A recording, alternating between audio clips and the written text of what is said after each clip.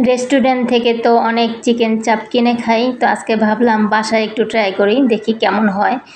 তো প্রথমে আমি একটা মুরগি ভালো করে কুটে ধুয়ে পরিষ্কার করে ওটাকে আমি আবার বডিটা একটুখানি কেচে নিছি। নেওয়ার পরে পাটার মধ্যে দিয়ে একটা পলিথিন দিছি যেন মুরগিটা ভালো করে থেতলানো যায়, এবং এরকম করে থেতলাইলে মানে মশলাটা খুব ভালো ঢোকে ভিতরে। তো প্রথমে দিয়ে দিলাম আদা বাটা, রসুন বাটা, তারপর হচ্ছে গোলমরিচের গুঁড়া, হাফ কাপ টক দই, তারপরে ধনের গুঁড়া, অর্ধেকটা লেবুর অর্ধেক কেটে দিছি। এখানে দিয়ে দিছি 1 চামচ মরিচের গুঁড়া, চাট মশলা 1 চামচ। তো মরিচের গুঁড়াটা আপনাদের নিজেদের পছন্দ অনুযায়ী দিতে পারেন, কারণ কে কতটুকু ঝাল খাবে সেই অনুযায়ী। তারপর দিয়ে দিছি 2 চামচ সয়া সস এবং 2 চামচের মতো টমেটো সস দিয়ে এটা আমি ভালো করে মেখে নিছি। মেখে নেওয়ার পরে যখন মাখা হয়ে গেছে, মশলাগুলো ভিতরে ঢুকে গেছে, তার মধ্যে দিয়ে দিছি বেসন দিছি প্রায় 3 চামচের মতো বেসন দিয়ে এটা আমি ম্যারিনেট করে রেখে দিছি প্রায় আধা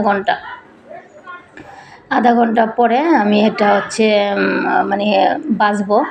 তো এদিকে আমার মেয়েকে বলতেছি পরোটা বানাও, তো ও আবার পরোটা বানাইতেছে, রুটিগুলো বানাইতেছিল আর আমি হচ্ছে গিয়া পরোটা সেঁকতেছিলাম। তাই আর এই পাশে চুলোর মধ্যে আমি একটা ফ্রাই প্যান দিয়ে দিছি, অল্প সামান্য তেল দিছি, মানে খুব বেশি তেল দেওয়া লাগবে না।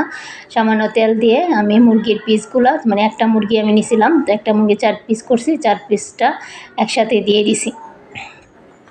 দিয়ে দেওয়ার পরে এটা আমি ঢেকে দিছি।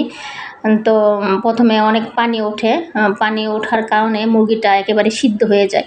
তো পানি ওঠে কারণে সিদ্ধ হয়ে যায়, এবং পানি যখন শুকিয়ে গেছে তারপরে আমি আবার হালকা অনেকক্ষণ ভেজে নিছি যেন পানিটা একেবারে মানে লেগে থাকে, মানে ভাজা ভাজা হয়ে যায় খুব ভালো করে। তো যখন এরকম উপরে হালকা একটু পোড়া পোড়া ভাব হয়েছে তখন আমি উঠাই ফেলছি। এদিকে আমার দেখেন পরোটাগুলো ভাজা হয়ে গেছে।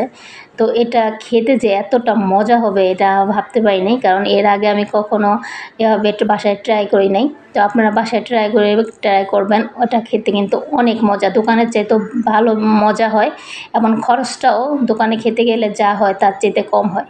যাই হোক, সবাই ভালো থাকবেন, সুস্থ থাকবেন, আল্লাহ হাফেজ।